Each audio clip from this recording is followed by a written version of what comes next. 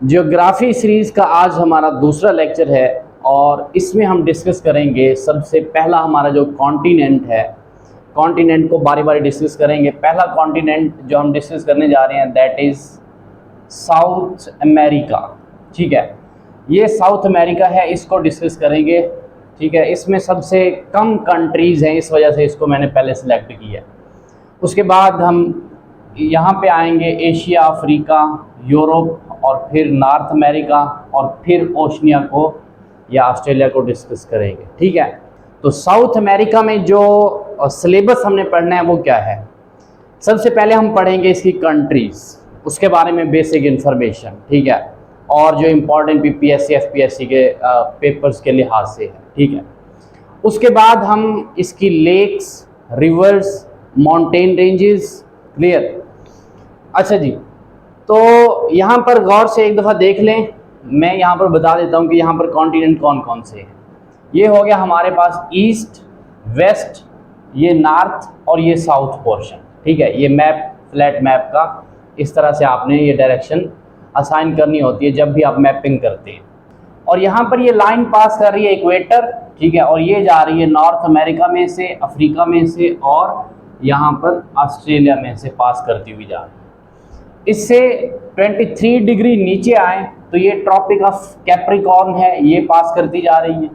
ठीक है, इससे 23 डिग्री, इक्वेटर से 23 डिग्री ऊपर जाएं तो ये ट्रॉपिक ऑफ कैंसर है, ये यहाँ पर पास करती जा रही है। लास्ट लेक्चर में मैंने बताया था ट्रॉपिक ऑफ कैंसर और ट्रॉपिक ऑफ कैप्रिकॉर्न के बीच का जो एरिया है वर्ल्ड का, इसको हम क्या बोलते हैं? Tropical region.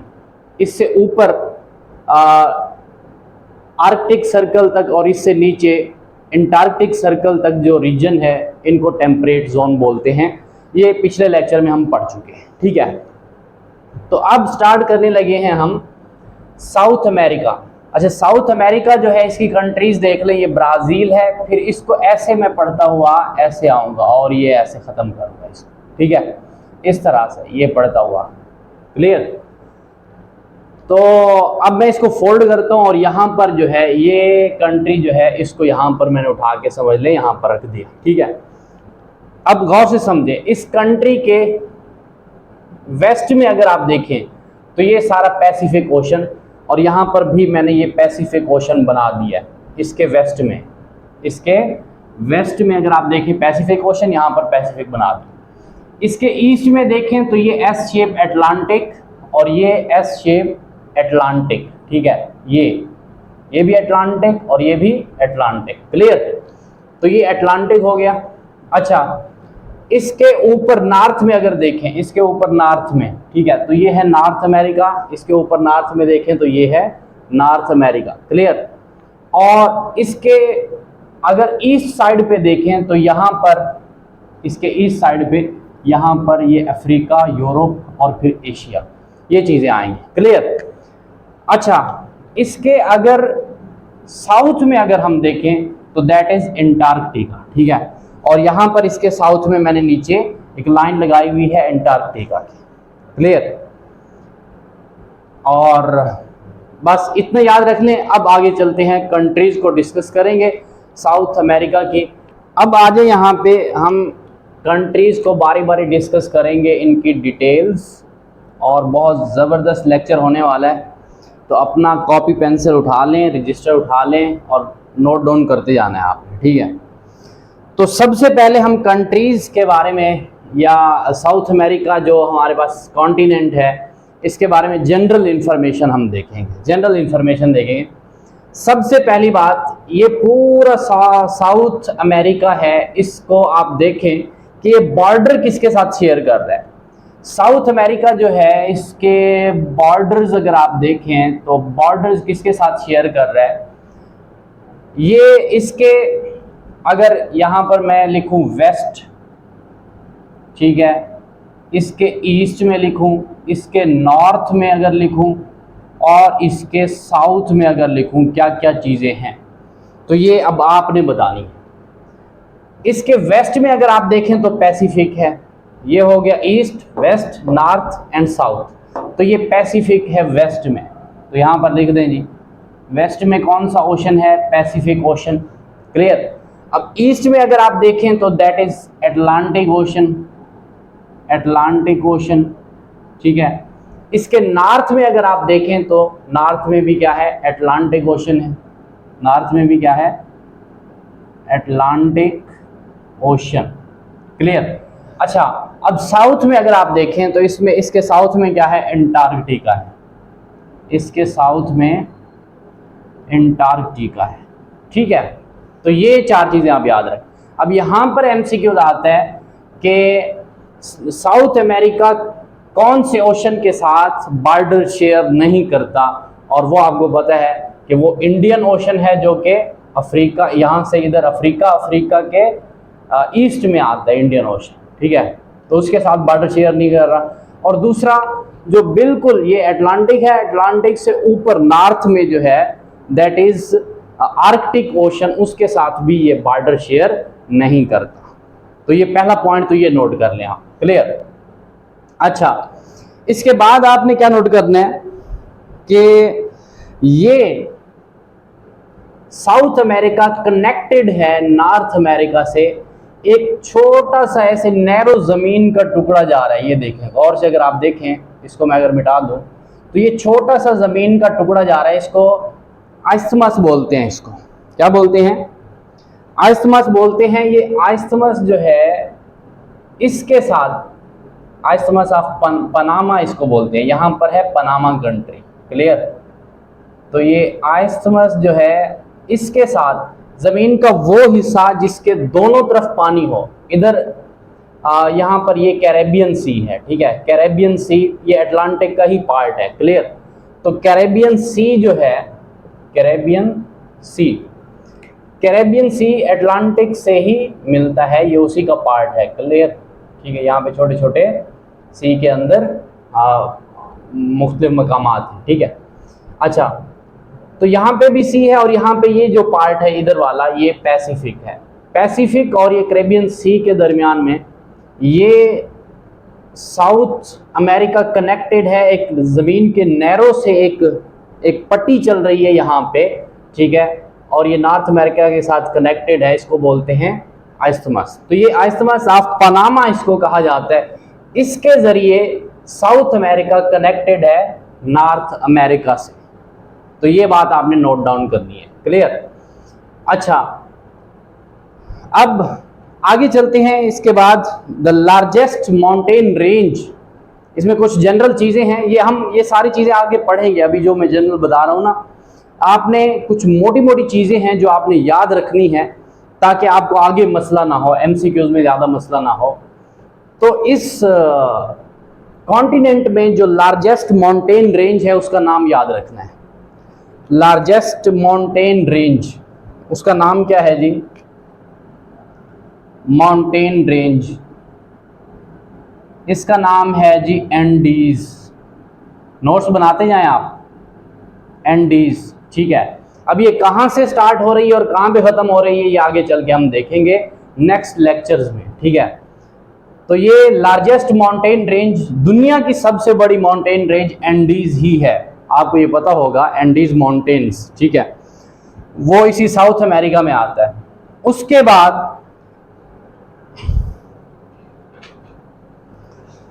बाद अगर हम देखें तो लार्जेस्ट रिवर जो है by volume, largest river by volume, volume के हिसाब से अगर हम लार्जेस्ट रिवर देखें, दुनिया का सबसे बड़ा रिवर वॉल्यूम के हिसाब से, लॉन्गेस्ट नहीं, लॉन्गेस्ट की बात नहीं कर रहा, लॉन्गेस्ट दुनिया का सबसे लॉन्गेस्ट रिवर तो नील रिवर है ना, ठीक है, वो अफ्रीका में है।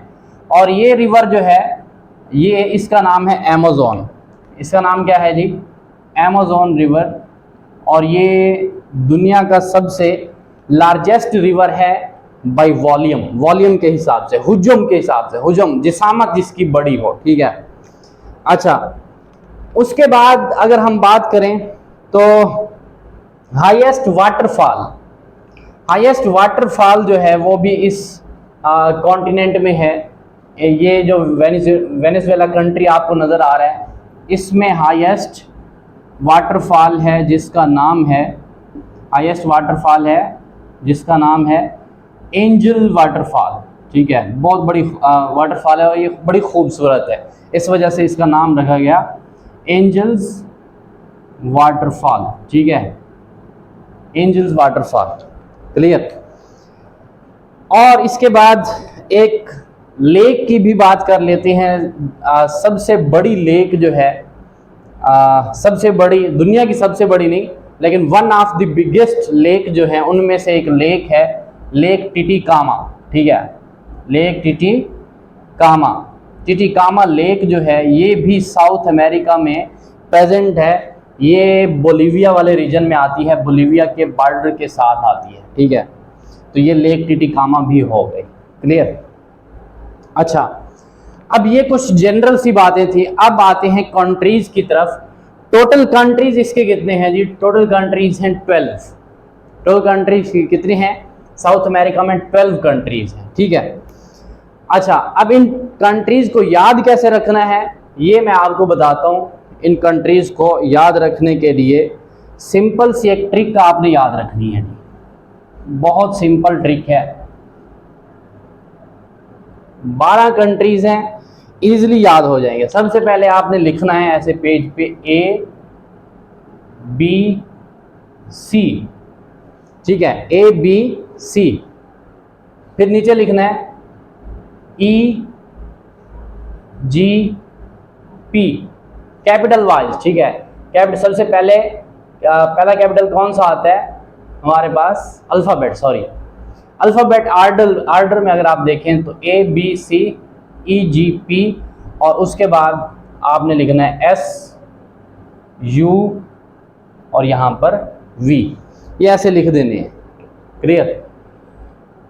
अब A से जो कंट्री स्टार्ट होता है वो एक है हमारे पास अर्जेंटीना, तो सबसे पहले यहाँ पर आपने लिखना है जी नेम अर्जेंटीना, तो ये एक कंट्री हो गया हमारे पास अर्जेंटीना।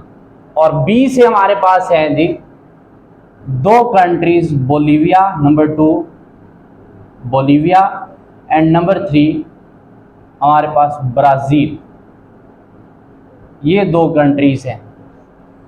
C से हमारे पास भी 2 कंट्रीज हैं, नंबर 4 चिली, ठीक है, एंड नंबर 5 हमारे पास कोलंबिया, क्लियर। अच्छा, E से हमारे पास एक ही कंट्री है, नंबर 6 इक्वाडोर, ठीक है। और G से भी एक ही कंट्री है, दैट इज गुयाना, ठीक है, गुयाना पढ़ने इसको, ठीक है, गुयाना। अच्छा, और P से हमारे पास 2 कंट्रीज हैं, नंबर 8 पेरू, ठीक है, या पेरू इसको कह लें, पेरू। और हमारे पास नंबर 9 पे हमारे पास पैराग्वे, ठीक है, 9 कंट्रीज हो गए। और S से हमारे पास है जी सुरीनेम, और ये हमारे पास U से कौन सा है जी? उरुग्वे, पैराग्वे नंबर 10 और नंबर 11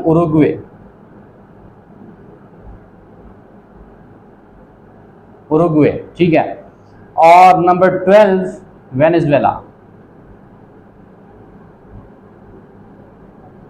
वेनेजुएला, ठीक है। ये टोटल कंट्रीज हैं इस कॉन्टिनेंट के अंदर, इनको याद रखने का यही तरीका है। अर्जेंटीना, बोलीविया, ब्राज़ील B से, चिली, कोलंबिया C से, EGP SUV, ABC EGP SUV, इस तरह से याद रखेंगे आप, ठीक है, तो ये कंट्रीज याद हो जाएंगे। एक और 13 कंट्रीज, 13 नंबर पे एक कंट्री है जिसका नाम है जी फ्रेंच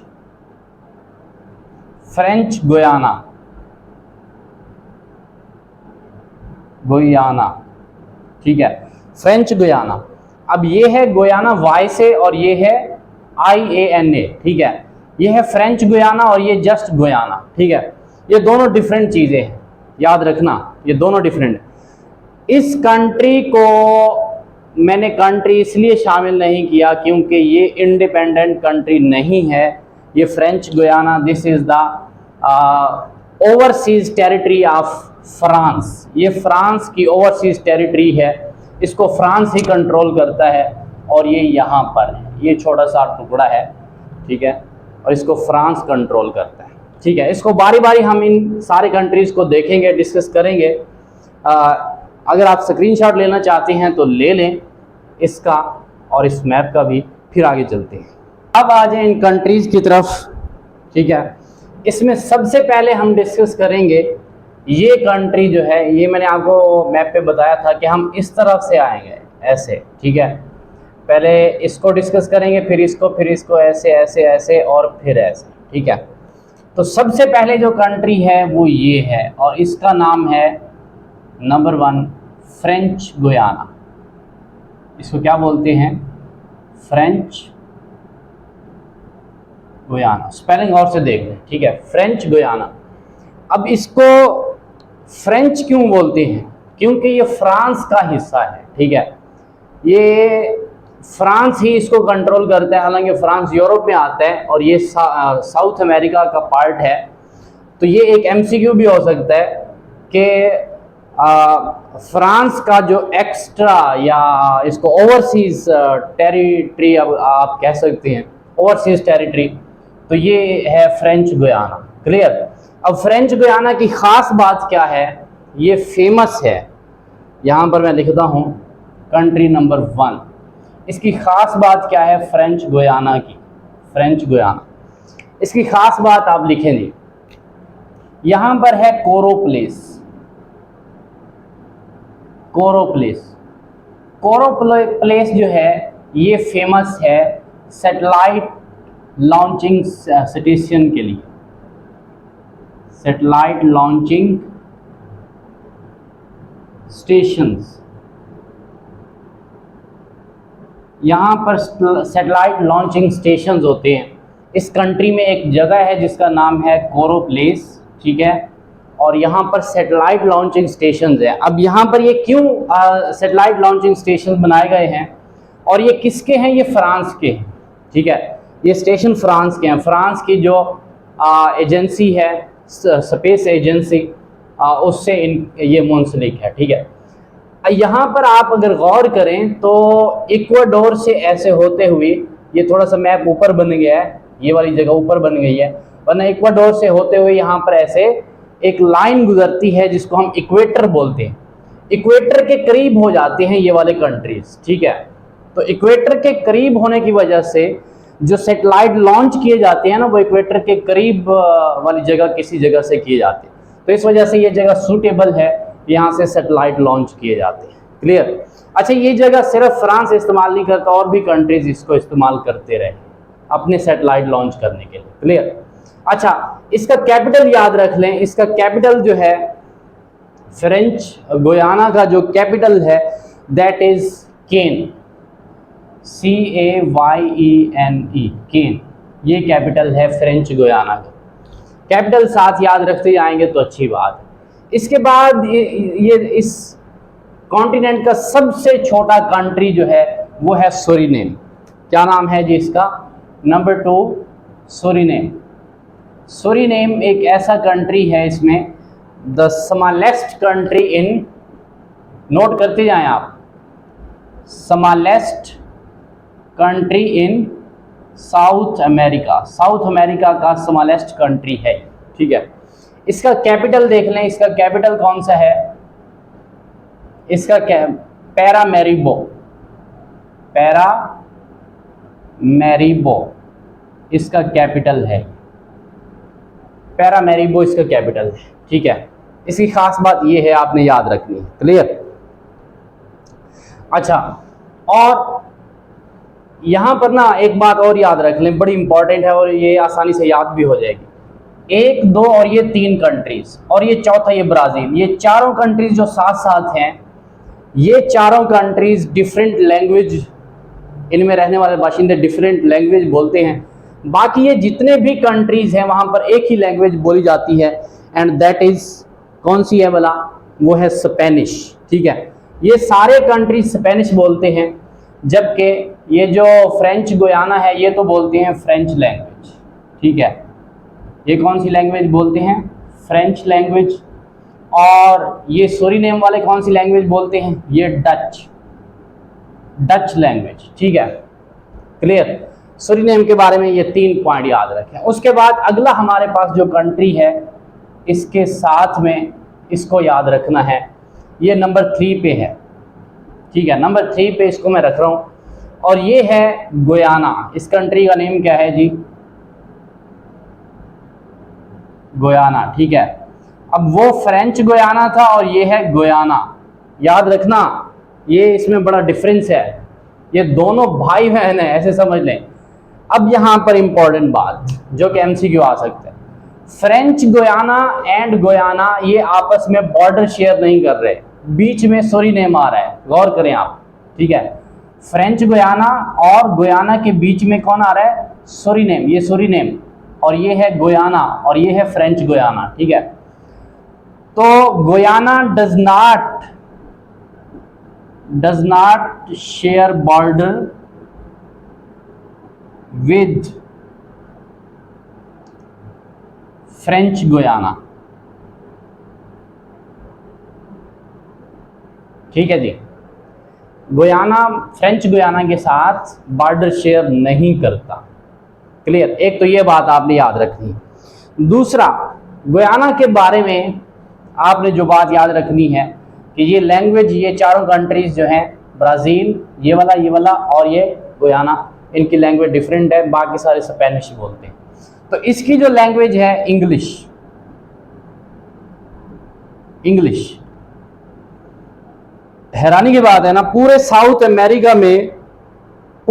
अमेरिका में एक ही कंट्री है जो इंग्लिश स्पीकिंग है, बाकी सारे कंट्री स्पेनिश, और ये सूरीनेम जो है ये डच, और ये जो फ्रेंच गुयाना है ये फ्रेंच। ठीक है, और ये गुयाना इंग्लिश बोलते हैं। यहाँ के लोग इंग्लिश क्यों बोलते हैं, इसकी बड़ी एक इंटरेस्टिंग स्टोरी है। यहाँ पर ना आप कह लें कि 17वीं सदी में या 16वीं सदी में, 16वीं सदी से भी पहले, यहाँ पर अंग्रेज़ जो हैं, ये जो यूनाइटेड किंगडम वाले थे, ठीक है, यूके वाले, ये ग़ुलामों को ले आया करते थे साउथ अफ्रीका से। ठीक है, और यहाँ पर ये काश्त करते थे शुगर केन को, उनसे शुगर केन काश्त करवाते थे यहाँ पे। ठीक है, शुगर केन काश्त करवाते थे। फिर 1884 में या 1834 में, हाँ 1834 में ये जो ग़ुलामों का कारोबार है इसको ऑफिशियली ख़त्म कर दिया गया, और ग़ुलामी वाला जो रिवाज है ये ख़त्म कर दिया गया। उसके बाद जो है आपको पता है ब्रिटिश इंडिया के ऊपर काबिज थे, तो ब्रिटिश जो है इंडिया से, यानी बरसगीर पाक व हिंद से ये जो है मज़दूर लेके आते थे। ठीक है, ये इंडिया से क्या लेके आते थे? मज़दूर लेके आते थे, और वो यहाँ पर काम करते थे, शुगर केन उगाते थे। क्लियर। अच्छा, अब ये शुगर केन उगाते थे, फिर इंडिया ओरिजिन और साउथ अफ्रीकन ओरिजिन के लोगों ने मिल के इनके खिलाफ आज़ादी की जंग लड़ी, या जंग कह सकते हैं, जंग तो नहीं थी लेकिन आज़ादी उन्होंने हासिल की। और ये फाइनली तकरीबन 1989 या 1964 में, हाँ 1964 में ये गुयाना जो है ये अंग्रेज़ों से आज़ाद हो गया था। क्लियर। फिर यहाँ के लोग, चूँकि अंग्रेज़ यहाँ पर राज था, तो इस वजह से यहाँ के लोग जो हैं वो इंग्लिश बोलते थे, तो इस वजह से ये आप भी इंग्लिश बोलते हैं। क्लियर। तो ये गुयाना की थोड़ी सी इंटरेस्टिंग स्टोरी थी। अच्छा जी, उसके बाद है हमारे पास वेनेज़ुएला। वेनेज़ुएला को देख लेते हैं।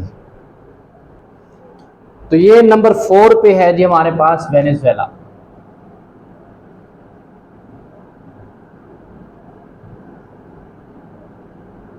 वेनेज़ुएला, और इसका जो कैपिटल है दैट इज कैराकस।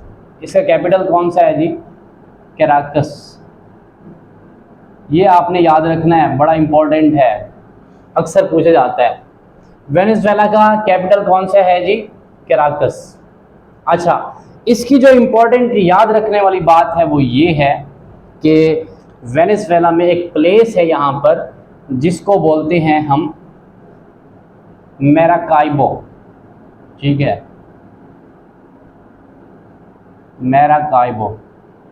मैराकाइबो पोर्ट। ठीक है, ये पोर्ट है और ये ऑयल पोर्ट है। ठीक है, ऑयल की यहाँ पे एक्सपोर्ट होती है। वेनेजुएला जो है this is famous for oil export. ये ऑयल एक्सपोर्ट करने में ये बड़ा फेमस है वेनेजुएला। जिस तरह से हमारे पास जो गल्फ कंट्रीज़ हैं, ठीक है, वो बड़ी फेमस है ऑयल के लिहाज से। सिमिलरली साउथ अमेरिका में जो फेमस है ऑयल के लिहाज से वो वेनेजुएला है। ठीक है, वेनेजुएला ऑयल को एक्सपोर्ट करता है और इस वजह से ये एक पार्ट है एक ऑर्गेनाइजेशन का जो है ओपीईसी ऑर्गेनाइजेशन का ये पार्ट है वेनेजुएला। ठीक है, O for organization of petroleum export countries, organization of petroleum export countries, इसका पार्ट बना वेनेजुएला। इसमें और कौन कौन से कंट्रीज हैं आपके पास? Saudi Arabia, Kuwait, Iran, Iraq. ठीक है, ये सारे कंट्रीज इसका पार्ट हैं इस ऑर्गेनाइजेशन का। ठीक है, ये आपस में जो है मिलजुल के पूरी दुनिया में ऑयल एक्सपोर्ट करते हैं।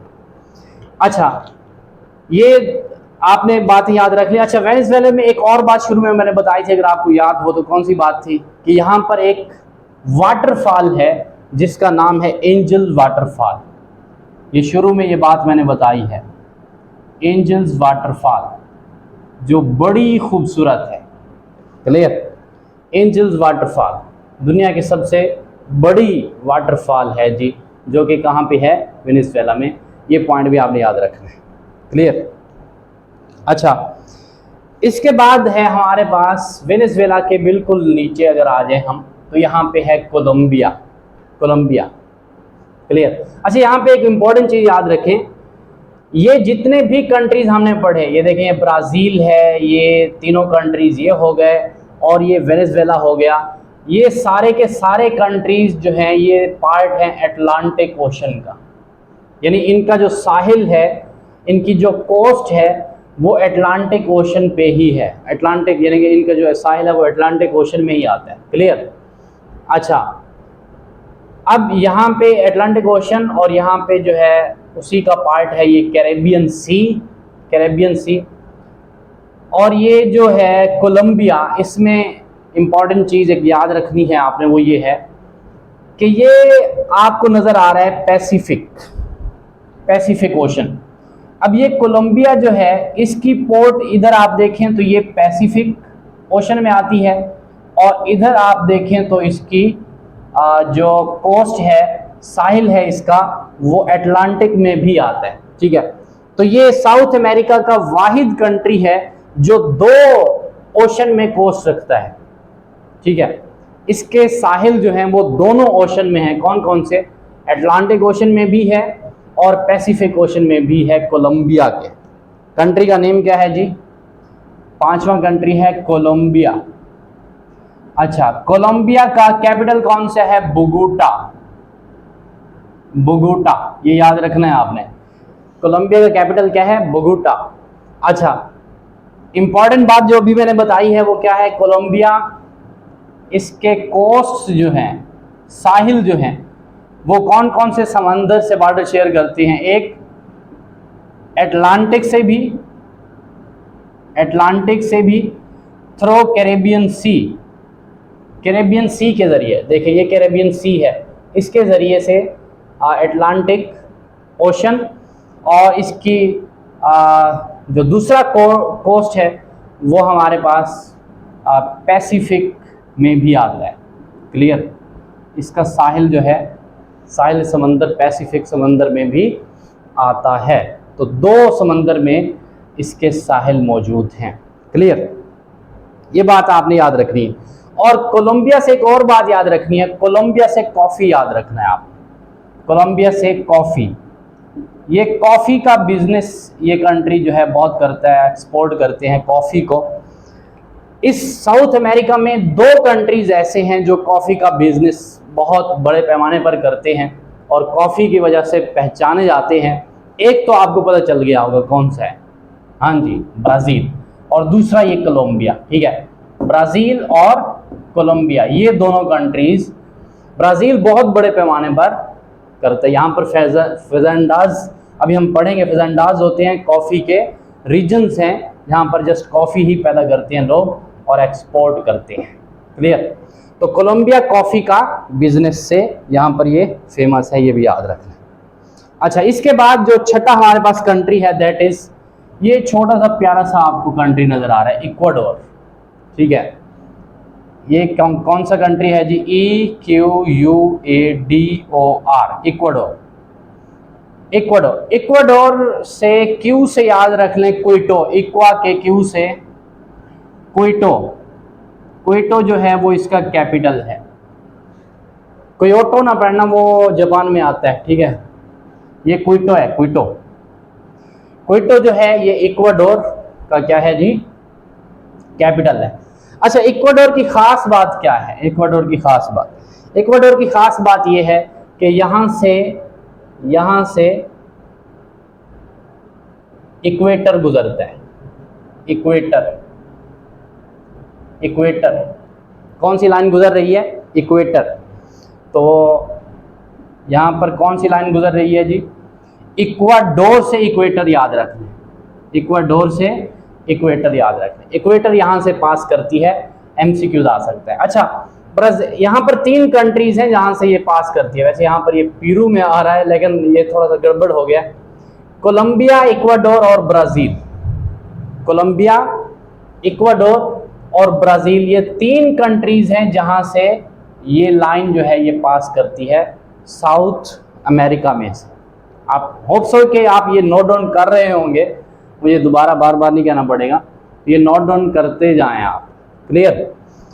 तो इक्वाडोर के बारे में आपने ये बात याद रख ली है। एक इम्पॉर्टेंट बात और याद रख लें कि इक्वाडोर जो है, ये गौर से देखें तो इक्वाडोर और ब्राज़ील के बीच में पेरू या कोलंबिया वगैरह आ जाता है। तो इक्वाडोर का डायरेक्ट बॉर्डर नहीं है किसके साथ? ब्राज़ील के साथ। तो ये does not share border, it does not share border with Brazil. आप अगर गौर करें इस नक्शे में तो दो ही कंट्रीज हैं जो ब्राज़ील के साथ बॉर्डर शेयर नहीं कर रहे, बाकी सारे कंट्रीज बॉर्डर शेयर करते हैं। एक ये है हमारे पास चिली, चिली ये बाहर है, इसका ब्राज़ील के साथ कोई बॉर्डर नहीं है। और दूसरा ये बाहर वाला है इक्वाडोर। इक्वाडोर और चिली, यहाँ पर लिख लें, इक्वाडोर और चिली ये ब्राज़ील के साथ बॉर्डर शेयर नहीं करते। बाकी जितने भी कंट्रीज़ हैं साउथ अमेरिका में वो ब्राज़ील के साथ बॉर्डर शेयर करते हैं। कोई भी कंट्री आप इसमें से देख लें। क्लियर? अच्छा, यहाँ तक क्लियर है तो आगे चलते हैं। और अगला हमारे पास कंट्री कौन सा है जी? इसको मैं रेज कर देता हूँ। अब नेक्स्ट जो कंट्री है हमारे पास दैट इज़ पेरू, जो कि हमारे पास 7th नंबर पे आता है, पेरू। और पेरू का जो कैपिटल है दैट इज लीमा। पेरू का कैपिटल कौन सा है जी? लीमा। ठीक है, ये है पेरू। पेरू का कैपिटल है लीमा। यहाँ से इसकी खास बात क्या है? वैसे खास बात इसकी देख लें जरा। इसकी खास बात यह है, पेरू से परिंदे याद रख लें, बर्ड्स। पेरू से परिंदे, यहाँ पे बर्ड्स इस कंट्री में बहुत बहुत बहुत ज़्यादा है, बहुत ज़्यादा है। क्लियर? तो बर्ड्स बहुत ज़्यादा होने की वजह से बर्ड्स की जो पी होती है, जो पी, ठीक है, वहाँ से एक्सट्रैक्ट करते हैं, पेरू से याद रख लें, फॉस्फेट्स, फॉस्फेट्स, ठीक है, फॉस्फेट्स के मिनरल्स एंड सल्फेट्स के मिनरल्स। ठीक है, फॉस्फेट्स एंड सल्फेट के मिनरल्स जो है ये पेरू जो है बड़ा एक्सपोर्ट करता है, इसकी वजह से फेमस है। क्लियर? क्योंकि यहाँ पर बर्ड्स बहुत ज़्यादा हैं। अच्छा जी, एक और बात याद रख लें, एक और बात याद रख लें, ठीक है, अच्छा, इक्वाडोर के बारे में एक और बात याद रखें, यहाँ पे ना गैलापागोस यहाँ पर आइलैंड है जो कि इक्वाडोर के करीब है। ये भी आपने इक्वाडोर वाले पोर्शन में लिखना है, नोट करना है। गैलापागोस आइलैंड इक्वाडोर के करीब है। क्लियर? तो आपसे पूछा जा सकता है गैलापागोस आइलैंड साउथ अमेरिका के कौन से कंट्री में आता है, तो वो इक्वाडोर में आता है। ठीक है। अच्छा, पेरू जो है इसकी एक और ख़ास बात यह है, यहाँ पर है नाज़का प्लेट यहाँ पर। ठीक है। अब नाज़का प्लेट जो है ये आगे ज्योग्राफी में हम पढ़ेंगे प्लेट क्या होती है। ठीक है। तो ये अभी तक इतना याद रख लें, नाज़का प्लेट जो है ये पेरू में आती है। आपसे पूछा जाए नाज़का प्लेट कहाँ पे आती है, तो ये आपने बताना है कि ये पेरू में आती है। क्लियर? एक और इम्पॉर्टेंट चीज़, नाज़का की हमने बात कर ली, नाज़का प्लेट की बात कर ली, और एक इम्पॉर्टेंट बात जो पेरू में याद रखनी है आपने, जो कि बहुत इम्पॉर्टेंट है, जो 7 वंडर्स ऑफ वर्ल्ड हैं, वंडर्स ऑफ वर्ल्ड, दुनिया के 7 जो अजूबे हैं उनमें से एक अजूबा पेरू में है, उनमें से एक अजूबा पेरू में है। और उसका नाम क्या है जी? उस अजूबे का नाम क्या है जी? Machu Picchu. ठीक है, माचू पिचू ये है जी, माचू पिचू, इसको प्रोनाउंसिएशन इसकी ऐसे ही है, माचू पिचू। तो ये माचू पिचू क्या है जी? माचू पिचू एक सिटी का नाम है, बहुत ओल्ड सिटी है ये। माचू पिचू क्या है जी? ये एक ओल्ड सिटी है, ओल्ड सिविलाइजेशन है, ये ओल्ड सिटी है जो कि बहुत सालों तक ये हिडन रहा, कोई भी इसको ढूंढ नहीं पाया। क्यों? क्योंकि ये माउंटेन्स में था, क्योंकि ये माउंटेन्स में था। माउंटेन्स कौन से हैं वाला याद करो, एंडीज माउंटेन्स, एंडीज माउंटेन्स। ठीक है। तो ये बहुत बड़े बड़े माउंटेन्स हैं, उन माउंटेन्स के दरमियान में ये कहीं पे छुपा हुआ था ये सिटी। ये बहुत ओल्ड सिटी है, और ये तकरीबन कब की बात है? ये 1400 से 1500 यानी 15वीं सदी में ये बनाया गया था इस सिटी को। और किसने बनाया था उस दौर में, उस सदी में, 15वीं सदी में? ये इस एरिए पे, इस सारे एरिए पे जो है राज था एक एम्पायर का, जिसका नाम है इंकन एम्पायर। इस एम्पायर के थ्रू ये 15वीं सदी में ये सिटी बनाया गया था। 7 वंडर्स ऑफ वर्ल्ड में इसको शामिल किया गया 2007 में, 2007 में। क्लियर? अच्छा, अब यहाँ पर जो है यूनेस्को का एक साइट भी बन चुका है, और ये यूनेस्को का ऑफिशियली साइट भी बन चुका है तकरीबन 1983 में। 1983 में ये यूनेस्को का साइट भी बन चुका है।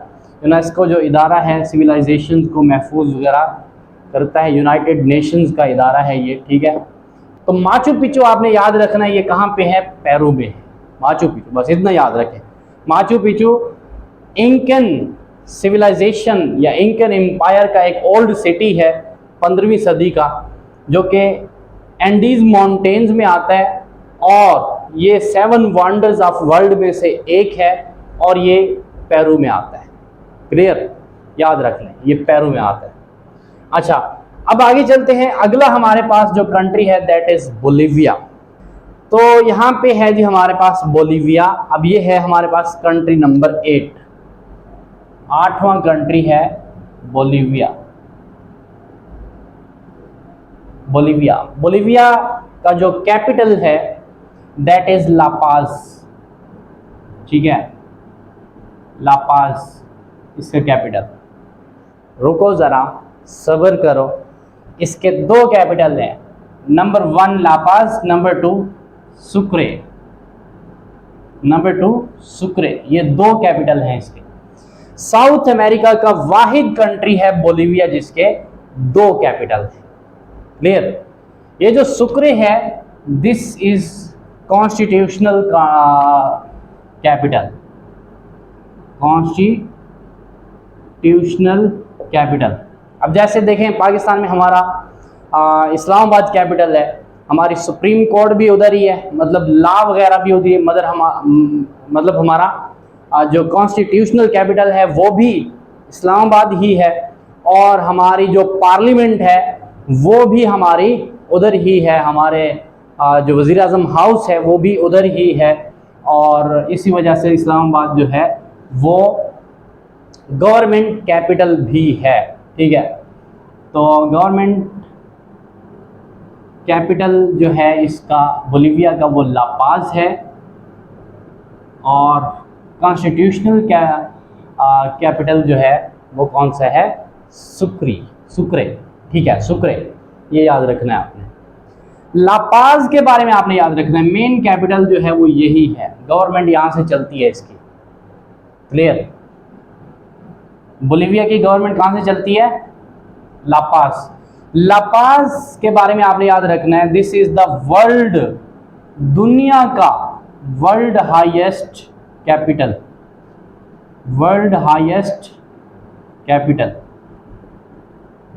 हाईएस्ट कैपिटल का मतलब क्या है कि सतह ज़मीन से ये कैपिटल बोलीविया में जो ये सिटी है, ठीक है, ये सतह ज़मीन से बहुत ऊपर है। क्लियर? जिस तरह से आप मरी वाली साइड पे जाए ना तो वो सतह ज़मीन से थोड़े ऊपर हो जाती है वो इलाका। ठीक है, और ये वर्ल्ड हाईएस्ट कैपिटल कहलाता है ला पाज, क्योंकि ये सतह अर्थ सरफेस से बहुत ऊपर, जिस तरह पहाड़ होते हैं। क्लियर? तो ये उस तरह है। क्लियर? अच्छा, वर्ल्ड हाईएस्ट कैपिटल है, और एक बात आपने याद रखनी है जो कि बड़ी इंपॉर्टेंट है बोलीविया के बारे में, और वो क्या है, आप गौर से देखें तो बोलीविया चारों तरफ से ज़मीन से घिरा हुआ है। इधर ब्राज़ील है, इधर अर्जेंटीना, पैराग्वे, और इधर चिली और पेरू। कहीं से भी इसको समंदर नहीं लगता, ये डायरेक्ट समंदर में नहीं जा सकते। समंदर में ये जाना चाहते हैं, इधर पैसिफिक में आना चाहता है तो ये पेरू से होते हुए इधर आएगा, या चिली से होते हुए इधर आएगा। ठीक है, अगर इधर अटलांटिक में जाना चाहता है तो ब्राज़ील से इधर जाएगा, तो डायरेक्ट बोलीविया वाले नहीं जा सकते। तो इस वजह से ऐसे कंट्री को हम बोलते हैं land lock country, land lock country. तो जो बोलीविया है ये है लैंड लॉक कंट्री। ठीक है, ये चारों तरफ से लैंड से लॉक हुआ है, ऐसे समझ लें, लैंड से लॉक हुआ है। ओके जी। अच्छा, इसके साथ है जी पैराग्वे। पैराग्वे भी लैंड लॉक कंट्री है, पैराग्वे भी लैंड लॉक कंट्री है, ये बात आपने याद रखनी है। आगे चल के मैं बताऊंगा, ठीक है, जब उसको पढ़ेंगे। क्लियर? अच्छा जी, अब यहां पर हमने शुरुआत में पढ़ा था कि एक लेक है टिटिकामा। टिटिकामा जो लेक है वो भी इसी बोलीविया के बॉर्डर पर आती है, बोलीविया के बॉर्डर पर आती है। ठीक है, तो ये भी आपने याद रखनी है बोलीविया। अब बोलीविया के बारे में क्या याद रखना है आपने, इसके दो कैपिटल, एमसीक्यू आ सकता है कि साउथ अमेरिका का ऐसा कंट्री जिसके दो कैपिटल है वो है बोलीविया। एक है इसका ला पाज, दूसरा सुक्रे। सुक्रे सुक्रे याद रखें, सुक्रे इसका कॉन्स्टिट्यूशनल कैपिटल है, यहाँ पर सुप्रीम कोर्ट वगैरह हो गए, और गवर्नमेंट इसकी कंट्रोल करती है ला पाज में। ठीक है, और एक बात याद रखें कि यहाँ पर जितने भी कंट्रीज हैं यहाँ पर प्रेसिडेंशियल सिस्टम होता है। क्लियर? तो प्रेसिडेंट इनका जो बैठा होगा कंट्रोल करता है पूरी गवर्नमेंट को, वो ला पाज में। क्लियर? तो ये बातें आपने याद रखनी है बोलीविया के बारे में। ठीक है, अब आगे चलते हैं, नेक्स्ट हमारा जो कंट्री है उसको देख लेते हैं जी। नेक्स्ट हमारे पास है जी चिली। अच्छा जी, नेक्स्ट कंट्री है हमारे पास Chile. Chile country number 9, Chile Chile Chile Chile Chile Chile Chile मिली किसको मिली। वैसे अगर आप गौर से देखें तो ये चिली जिस तरह मरचनी होती, ये उसी तरह का ही कंट्री है, ये लंबा सा पतला सा, ठीक है।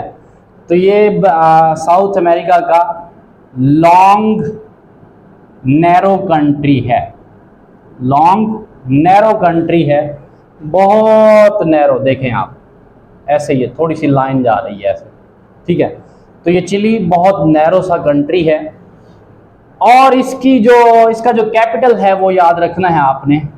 चिली का कैपिटल जो है दैट इज सैंटियागो। चिली का कैपिटल कौन सा है जी? सैंटियागो, ठीक है। चिली का कैपिटल है जी सैंटियागो, ये आपने याद रखना, क्लियर। अच्छा, चिली में बड़ी ज़बरदस्त चीज़ें हैं जो आपने याद रखनी हैं, जो कि बहुत इम्पॉर्टेंट है।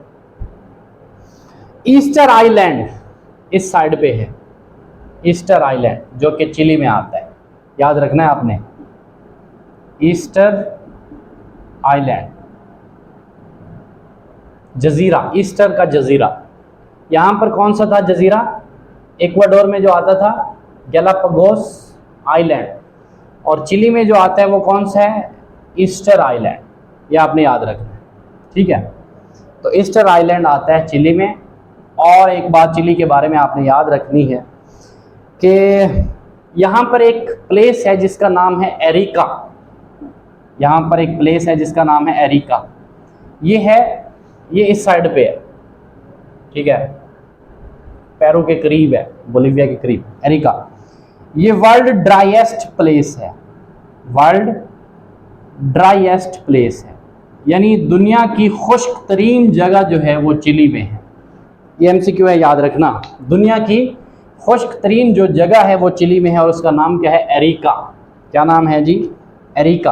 अब ये खुश्क क्यों है? यहाँ पर देखें तो इसके वेस्ट में अगर आप देखें चिली के, ये सारा बॉर्डर जो है ये शेयर कर रहा है पैसिफिक के साथ। यहाँ पर बहुत ठंडा पानी है।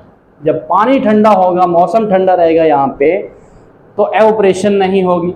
एवोपरेशन नहीं होगी तो एनवायरनमेंट में ह्यूमिडिटी नहीं होगी। ह्यूमिडिटी नहीं होगी तो माहौल क्या होगा? ड्राई होगा, खुश्क होगा, क्लियर। तो इस वजह से एरिका जो है वो वर्ल्ड ड्राईएस्ट प्लेस बन जाती है। और इसी में ही, चिली में ही एक डेजर्ट आता है जिसका नाम है एटकामा डेजर्ट।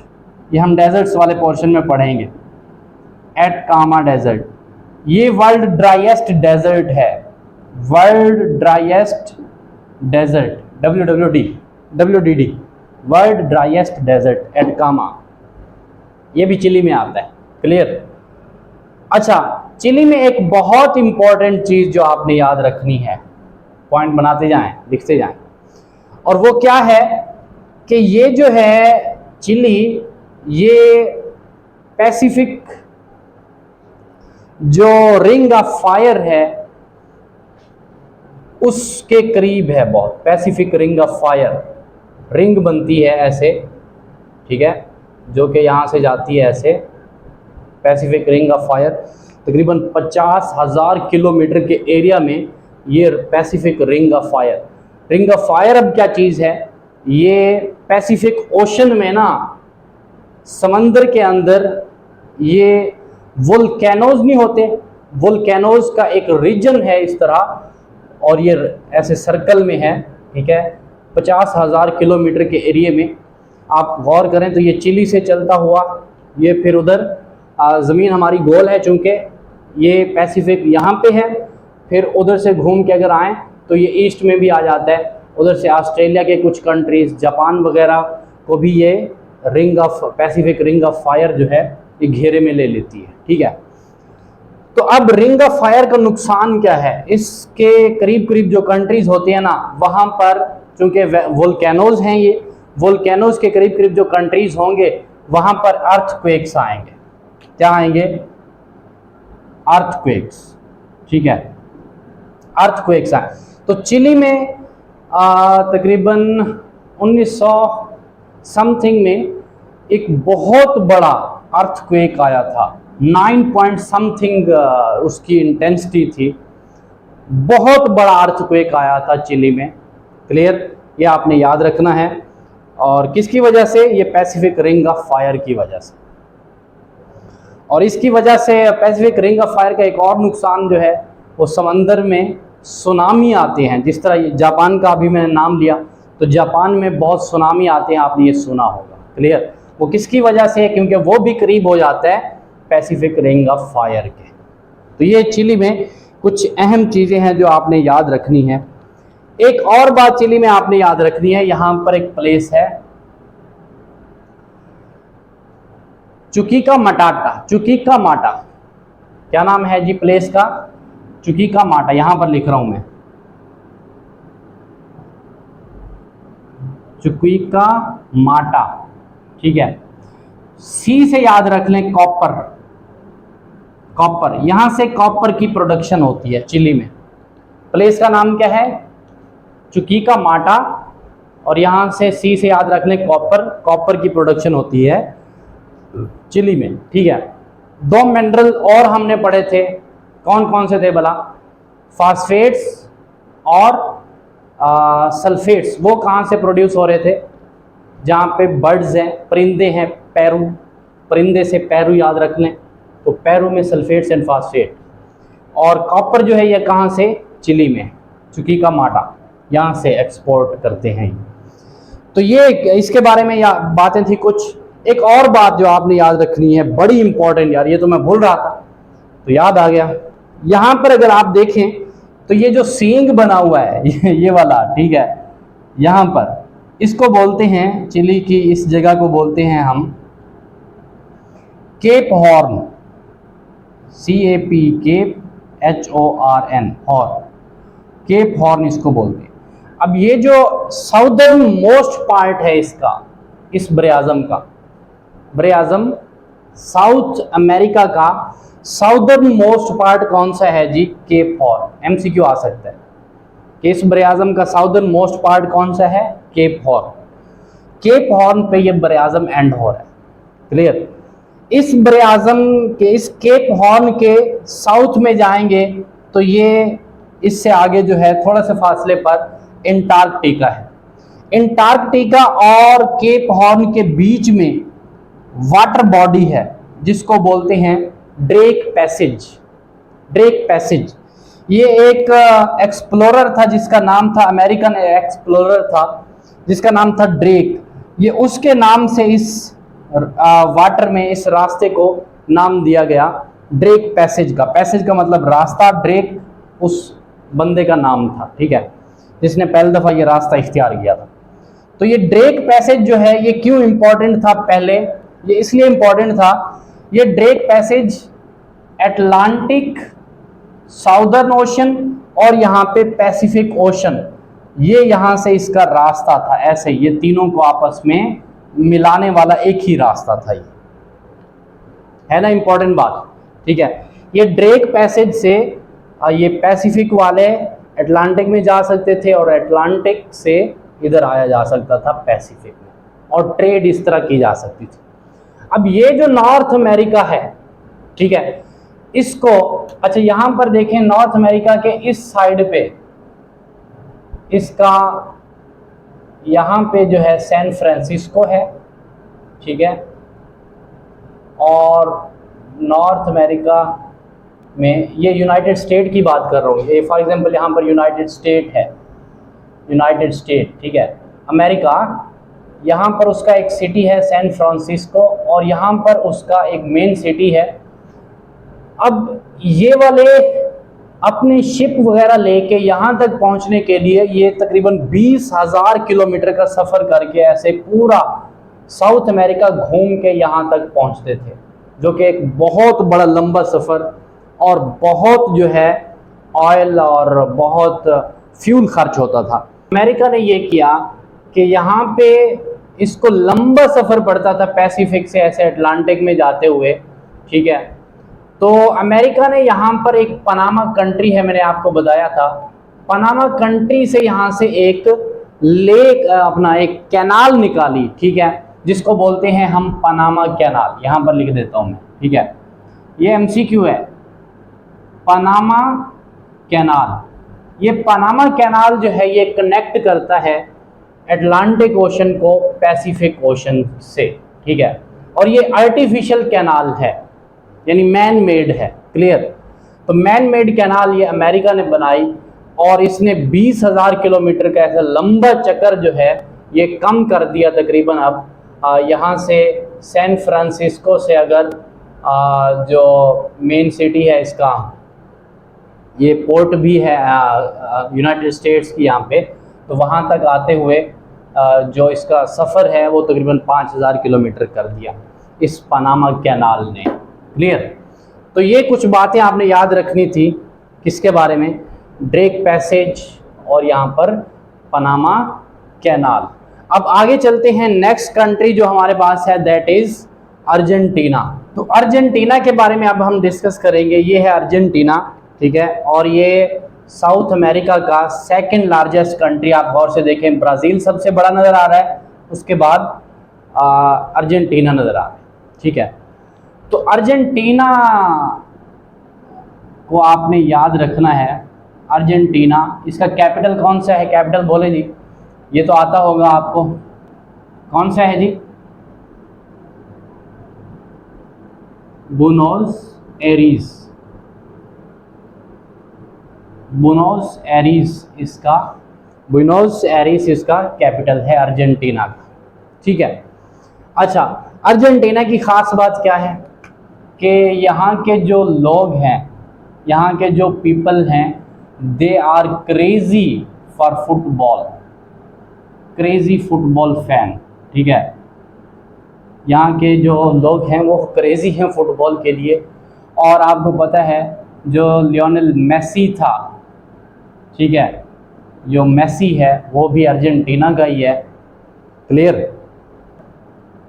मेसी और मैराडोना, फुटबॉल का ये भी बहुत बड़ा प्लेयर गुजरा है। ठीक है। ये भी कहाँ से था, अर्जेंटीना से था। क्लियर। अब आपने एक और चीज़ याद रखनी है, यहाँ पर देखें, यहाँ पर एक ट्राइंगल बनाई हुई है मैंने, जो कि कनेक्ट कर रही है चिली और अर्जेंटीना और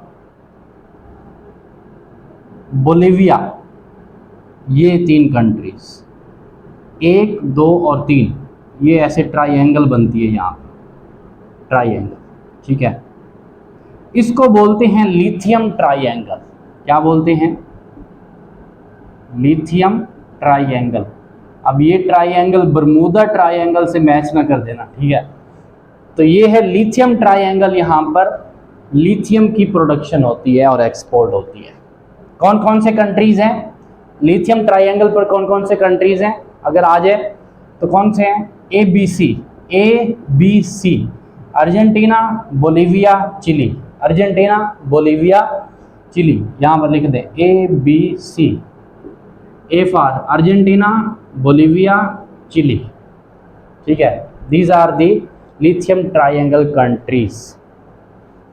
अच्छा, एक और बात याद रखनी है आपने, हमने 2 आइलैंड पढ़े हैं, एक गैलापागोस आइलैंड जो कि इक्वाडोर में आता है, एक यहाँ पर आइलैंड पढ़ा था हमने जो कि चिली में आता है।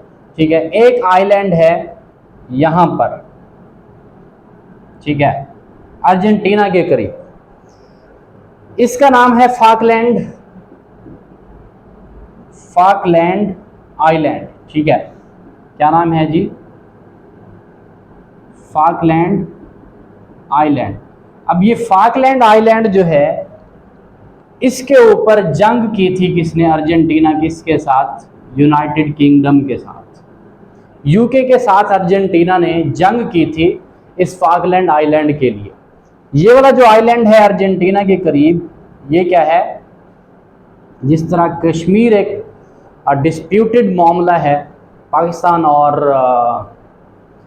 इंडिया के बीच, ये वाला आइलैंड जो है ये भी डिस्प्यूटेड हो गया फाकलैंड आइलैंड किसके साथ, यूके और अर्जेंटीना के बीच में। इन दोनों की आपस में जंग भी हो चुकी है इस आइलैंड पर, इस आइलैंड के लिए। ठीक है। अच्छा, इसके बाद आपने जो कंट्री हमने डिस्कस करना है वो है पैराग्वे एंड उरुग्वे। ये दोनों भाई हैं। जिस तरह से फ्रेंच गुआना एंड गुआना ये भाई बहन थे, लेकिन ये आपस में बॉर्डर शेयर नहीं करते थे, इसी तरह पैराग्वे एंड उरुग्वे, क्या नाम है जी, एक कंट्री है हमारे पास 11 पैराग्वे, पैराग्वे, और ये नंबर 10 है। नंबर 11 उरुग्वे, नंबर 10 है, 11 है, 11 12 ये 13, हाँ ये 11 हो, ये 11 ये 12 और 13 ब्राज़ील रहता है हमारे पास, ठीक है। टोटल 12 कंट्रीज़ मैंने बताए थे और 12 इसको निकाल के बताया था मैंने, क्योंकि ये फ्रांस का हिस्सा है, इसको मैंने कंट्री नहीं गिना था इसमें, ठीक है। लेकिन ये इसको मिलाएं अगर तो ये 13 कंट्रीज़ बनते हैं टोटल इसमें, क्लियर।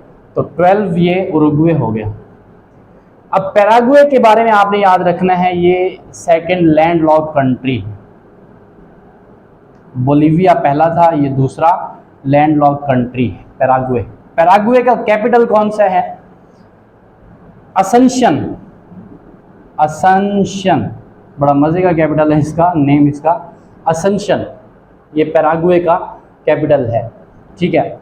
उरुग्वे का कैपिटल कौन सा है? मॉन्टेविडियो, मॉन्टेविडियो, मॉन्टेविडियो यहाँ पर है, मॉन्टेविडियो उरुग्वे में, मॉन्टेविडियो इसका कैपिटल हो गया। पैराग्वे का कैपिटल असंशन। ये दोनों भाई आपस में बॉर्डर शेयर नहीं करते, इनके बीच में अर्जेंटीना आ जाता है, ठीक है। बीच में कौन सा आ जाता है? Argentina, clear. और पैराग्वे जो है ये लैंड लॉक कंट्री है। और एक बहुत इंपॉर्टेंट बात पैराग्वे के बारे में आपने याद रखना है कि one of the world largest dams, उनमें से एक डैम है इटाइपू डैम, इटाइपू डैम। दुनिया के बड़े बड़े डैमों में से एक डैम जो है इटाइपू डैम, वो पैराग्वे में आता है, ठीक है। कहाँ पर आता है? पैराग्वे में। हाइड्रो इलेक्ट्रिक डैम है ये, पानी से बिजली बनाते हैं, ठीक है, हाइड्रो इलेक्ट्रिक डैम, क्लियर। तो ये आपने बात याद रख। उरुग्वे के बारे में एक और बात याद रखनी है कि ये जो है बीफ की सप्लाई के लिए बड़ा फेमस है और फुटबॉल इंडस्ट्री के लिए, फुटबॉलें बनाते हैं ये लोग, और बीफ की इंडस्ट्री के लिए उरुग्वे जो है ये बड़ा फेमस है। ये बातें आपने याद रखें। इसके बाद हमारा लास्ट कंट्री है, बहुत बड़ा कंट्री जिसको एंड में हमने रखा है, ब्राज़ील। इसको डिस्कस करते हैं, ये मैं रेज कर देता हूँ। अब जो हमारे पास कंट्री है वो है ब्राज़ील। ब्राज़ील के बारे में देखें, नहीं, ब्राज़ील जो है ये 13 नंबर पे आ जाएगा। इसका सबसे पहले कैपिटल, आसान सा कैपिटल है ब्राज़ीलिया, ठीक है, ब्राज़ीलिया। अब ये मैं आपसे टेस्ट भी लूँगा, अभी पूछूंगा, वीडियो पॉज करके आपने बताना है जो मैं टेस्ट अभी आपसे लूँगा, ठीक है। ब्राज़ीलिया, तो ब्राज़ीलिया कैपिटल हो गया ब्राज़ील का। ब्राज़ील के बारे में जो इम्पॉर्टेंट चीज़ें आपने याद रखनी है वो कौन सी है? सबसे पहली बात, Brazil is the member of, Brazil is member of BRICS, BRICS, BRICS. अब ये ब्रिक्स क्या है?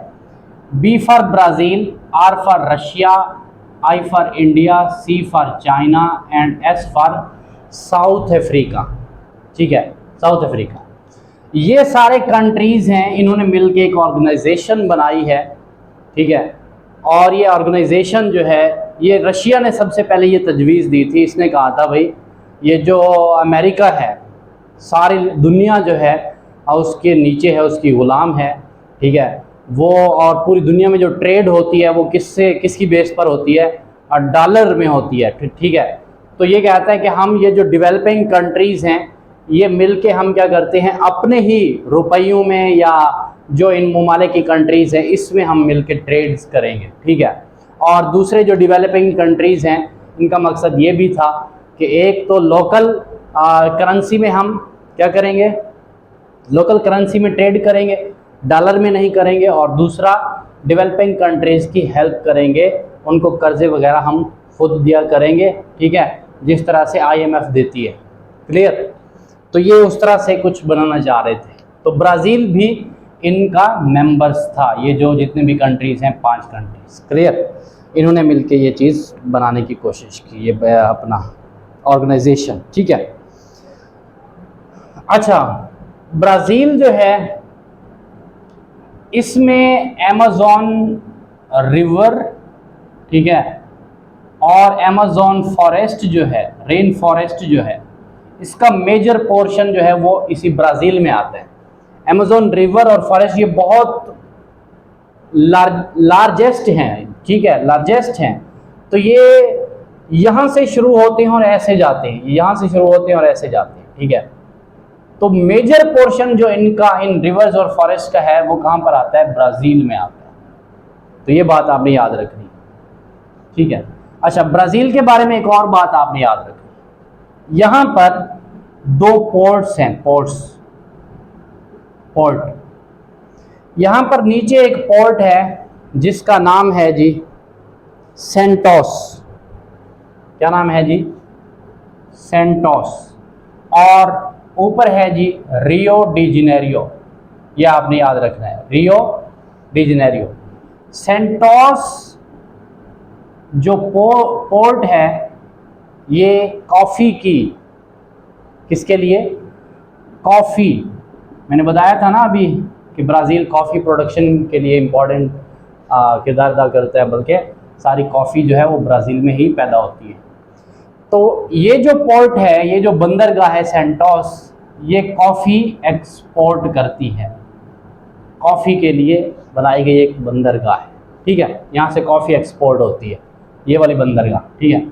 और सिमिलरली ये रियो डी जेनेरियो भी एक पोर्ट है। ये दोनों पोर्ट हैं, रियो डी जेनेरियो, ठीक है, ये भी एक पोर्ट है। क्लियर? और इस पोर्ट पर एक साहिल जो है, कोस्ट जो है बड़ी फेमस है, बीच जिसको आप बोलते हैं, एक बीच बड़ा फेमस है। क्या नाम है उस बीच का? उस बीच का क्या नाम है जी? बोलें।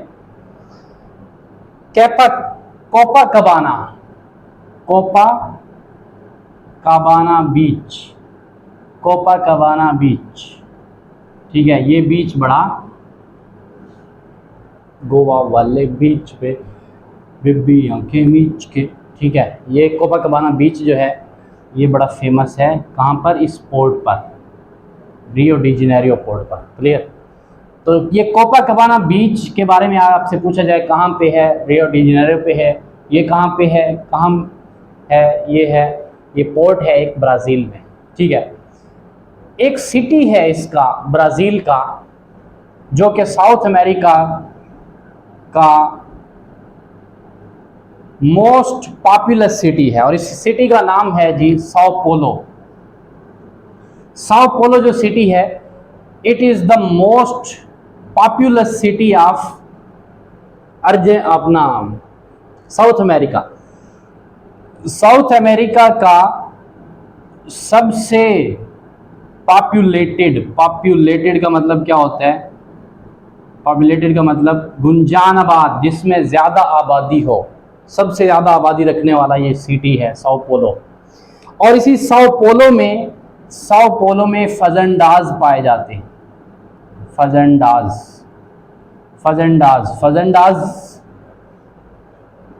क्या होते हैं जी? ये कॉफ़ी वाले रीजन्स को बोलते हैं, कॉफ़ी रीजन्स, जहाँ पर बहुत ज़्यादा कॉफ़ी की प्रोडक्शन होती है। कॉफ़ी वाली जो ज़मीनें हैं जहाँ पर जहाँ पर कॉफ़ी उगाई जाती है, दरख्त आपने देखे होंगे। आपने वो गाना देखा है शाहरुख खान वाला, चेन्नई एक्सप्रेस में एक गाना है बड़ा उसका फेमस है यार, कश्मीर में तू कन्याकुमारी, ठीक है, वो वाला गाना। ये उसमें वो कॉफ़ी फेजेंडास जो है उस तरह दिखाया जाता है। ये फेजेंडास उसकी बात कर रहा हूँ, ठीक है। बहुत सारे वो दिखाते हैं उस गाने में, आपने अगर नहीं देखा तो अभी सर्च करो ऐसे। चलो, बहरहाल इन्फॉर्मेशन के लिए देखना चाहो तो देख लो, ऐसा ना हो फिर आप स्क्रॉलिंग लग जाओ और इसको छोड़ दो। चलो, बहरहाल फेजेंडास क्या है? कॉफ़ी रीजन्स हैं, साओ पोलो में होते हैं। और साओ पोलो एक पॉपुलेटेड सिटी है ब्राज़ील का। ब्राज़ील कहाँ पे है? साउथ अमेरिका में है। क्लियर? एक और चीज़ आपने याद रखनी है ब्राज़ील के बारे में, ठीक है, वो है जी के कैराजास माइंस। कैराजास माइंस ये आयरन की दुनिया की बड़ी माइंस में से एक है, biggest mines of iron, biggest mines of iron. Iron mine है ये, ठीक है, लोहे की कान जिसे आप बोलते हैं, नमक की कान होती है, ये लोहे की कान है। कैराजास माइंस ये कहाँ पे हैं जी? ब्राज़ील में है, ये याद रखना, ठीक है। ये अभी MCQs में डालूंगा तो उसमें ये चीज़ें आनी चाहिए। तो ये था हमारा आज का टॉपिक। नेक्स्ट हम इंशाल्लाह जो है डिस्कस करेंगे कंट्रीज़ इसके हो गए कंप्लीट, कंट्रीज़ के बाद इसके लेक्स, रिवर्स, माउंटेन रेंजेस और फलां चीज़ें डिस्कस करेंगे।